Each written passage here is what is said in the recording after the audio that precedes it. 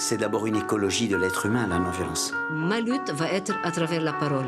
Si tu mets la graine de violence, tu la retrouveras en face. Ne jamais obéir. Urgence climatique, justice sociale. D'abord dénoncer le système. Mobilisation citoyenne. On ne peut pas être dans la violence et l'humanisme à la fois.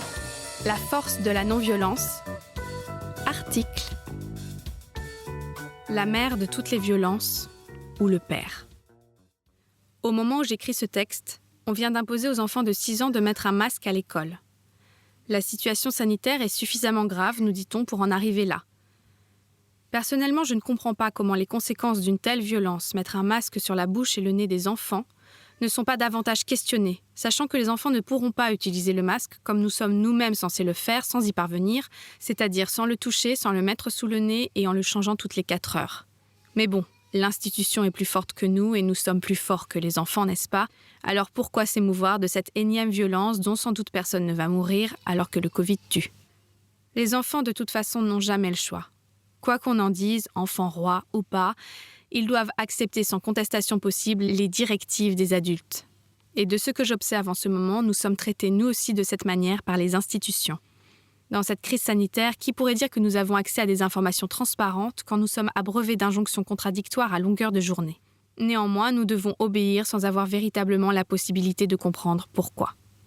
Ce parallèle entre notre situation et celle des enfants est l'occasion pour moi de m'interroger sur les fondements de la domination. J'aime beaucoup cette citation de Don Helder Camara. Il y a 3 sortes de violence. La première, mère de toutes les autres, est la violence institutionnelle, celle qui légalise et perpétue les dominations, les oppressions et les exploitations, celle qui écrase et lamine des millions d'hommes dans ses rouages silencieux et bien huilés. La seconde est la violence révolutionnaire, qui naît de la volonté d'abolir la première. La troisième est la violence répressive, qui a pour objet d'étouffer la seconde en se faisant l'auxiliaire et la complice de la première violence, celle qui engendre toutes les autres. Il n'y a pas de pire hypocrisie de n'appeler violence que la seconde, en feignant d'oublier la première qui l'a fait naître et la troisième qui la tue. Ce texte montre clairement une hiérarchie entre toutes les violences, en établissant que la violence qui engendre toutes les autres serait celle exercée par l'autorité de l'État qui, comme le constatait Max Weber, détient le monopole de la violence légitime. Elle montre ainsi que toutes les violences ne se valent pas et que la contre-violence, la seule qui soit réprimée et condamnée, semble bien plus compréhensible que les autres violences, même si, et c'est le propos de ce site, on peut se poser la question de son efficacité à court ou long terme et de sa logique sur le plan éthique. Mais ce qui m'intéresse aujourd'hui dans cette citation, c'est cette idée qu'il y aurait une origine à toutes les violences, une origine elle-même de nature violente, une oppression qui s'exercerait contre nous tous, citoyennes et citoyens. D'où vient cette violence originelle? Est-elle dans la nature de l'être humain? Vous savez, toutes ces affirmations qui fondent notre culture, l'homme est un loup pour l'homme, l'enfant est un pervers polymorphe, il faut se méfier de son prochain et on n'est pas dans un monde de bisounours. Nous serions ainsi faits que certains dominent et d'autres sont dominés, et de temps en temps la balance se renverserait. Ou bien est-ce nous qui sommes responsables de cette violence première qui nous opprime en remettant notre pouvoir à des représentants qui finalement nous trahissent et font main basse sur nos institutions pour perpétuer leur autorité, leur classe, leur argent? Ou, pour reprendre le questionnement de l'américain Henry David Thoreau, l'auteur bien connu de l'ouvrage La désobéissance civile, le citoyen doit-il un seul instant, dans quelque mesure que ce soit, abandonner sa conscience au législateur? Pourquoi alors chacun aurait une conscience? Mais si la violence institutionnelle est vraiment la mère de toutes les violences, qu'attendons-nous pour l'abattre?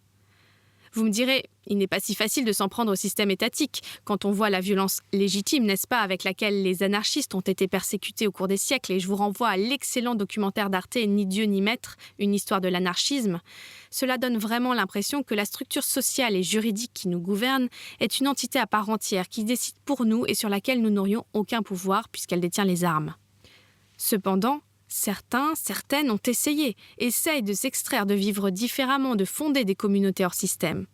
Actuellement, des femmes et des hommes fondent des écolieux, redonnent vie à des villages, utilisent d'autres monnaies, cherchent à retrouver leur autonomie énergétique, mais aussi spirituelle, trouvent et appliquent des alternatives au modèle capitaliste défendu par notre État. Aussi nécessaires que soient ces îlots de liberté, la violence en a-t-elle été éradiquée? Beaucoup de celles et ceux qui témoignent de leur vécu dans ces lieux alternatifs parlent des difficultés à vivre les relations humaines comme première cause de désillusion concernant leurs beaux projets. Je vous renvoie, et ce n'est qu'un exemple parmi d'autres, à la violence ressentie et relatée par les cofondateurs de l'école des enfants au hameau du Buis, Sophie Raby et Laurent Bouquet. Une vidéo d'analyse de cette situation à partir des fondements de la communication non violente avec Isa Padovani est édifiante sur ce point. Pour avoir fait partie du comité de pilotage de Colibri Paris, je peux témoigner de la difficulté à mettre en place de nouveaux modèles de gouvernance qui soient à la fois respectueux de chacun chacune et efficaces. Mêler écoute et action est parfois très complexe. Combien d'associations aux principes humanistes rencontrent des soucis humains, comme on dit, des scissions parfois très violentes?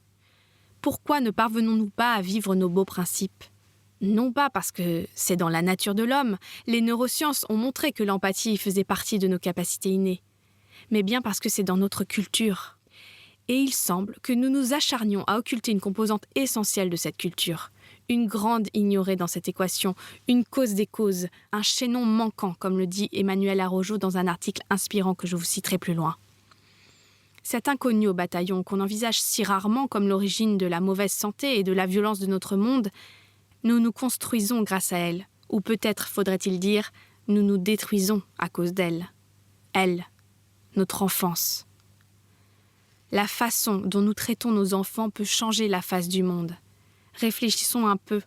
Selon la Fondation pour l'enfance, 85% des parents utilisent la violence pour éduquer leurs enfants. 85% des parents donnent des fessées, crient, font du chantage, humilient sous prétexte d'éducation. Les enfants sont la population la plus dominée de la planète. Ils dépendent entièrement de leurs parents ou des adultes qui sont responsables d'eux. Ils sont donc en position complète de faiblesse. Et nous voudrions que ces mêmes enfants, qui ont donc subi pour la plupart une autorité exercée sur eux sans partage, nous voudrions qu'une fois adultes, ils soient libres, autonomes, doués d'un esprit critique, capables de s'affirmer, etc. Mais quand on apprend à obéir aux enfants, à être sage, à ne pas faire de vagues, on conditionne le futur adulte à faire de même et à voir dans toute figure d'autorité des parents tout-puissants. Vous connaissez peut-être les fameuses expériences menées par Stanley Milgram. Soumis à une autorité qui leur enjoint d'envoyer des décharges électriques à un acteur qui joue un élève, 62% des expérimentateurs ont donné la charge maximale, mortelle. Il s'agissait pourtant de gens normaux.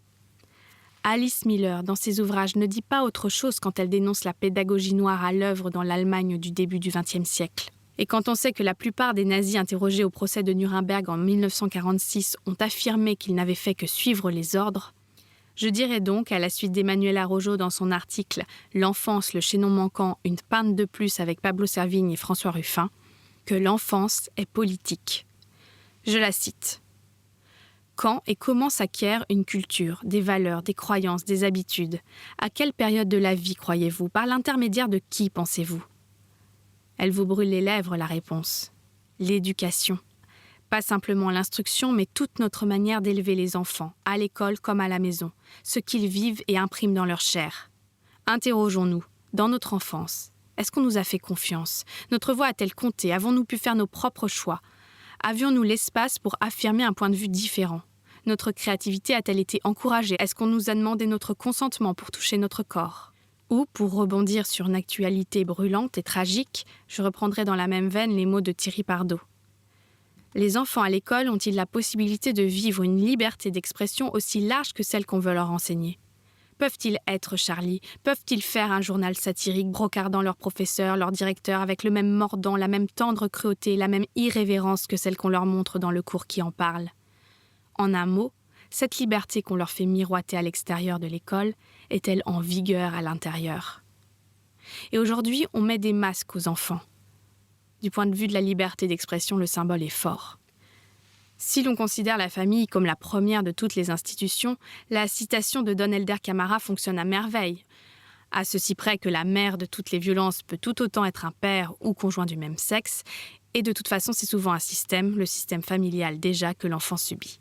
Au-delà de la notion de personne morale qui se cache derrière l'institution et empêche souvent de désigner des responsables, il y a bien des parents physiques derrière notre propre violence, celle qu'on s'inflige à soi-même, car dans la majeure partie des cas, les êtres humains retournent la violence contre eux-mêmes, suicide, dépression, comportement limite, etc., et celle qu'on inflige à autrui.